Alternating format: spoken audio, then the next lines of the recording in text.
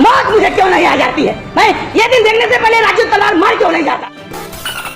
पवन सिंह के सामने खेसारी की हुई भारी बेइज्जती, ट्रेंडिंग के नाम पे लग गया फिर से एक नया धब्बा। तो क्या है खबर, इस वीडियो में हम जानने वाले हैं। तो बेशक अगर आप पावर स्टार पवन सिंह के सच्चे फैन हैं तो चैनल को सब्सक्राइब करके एक छोटा सा कमेंट जरूर करना और वीडियो आप पूरा देखिए, तभी आपके समझ में 100% आएगा। पावर स्टार पवन सिंह के लंदन जाते ही काफी लोगों ने सोच लिया था कि पावर स्टार पवन सिंह का 25 दिन तक गाना नहीं रिलीज होगा और पावर स्टार पवन सिंह बिल्कुल फ्लॉप हो जाएंगे। वहीं पर खेसारी लाल यादव एक तरफा राज करना स्टार्ट कर देंगे और इस बोलबम में अगर देखा जाए तो खेसारी लाल यादव का ही गाना 100% बजेगा।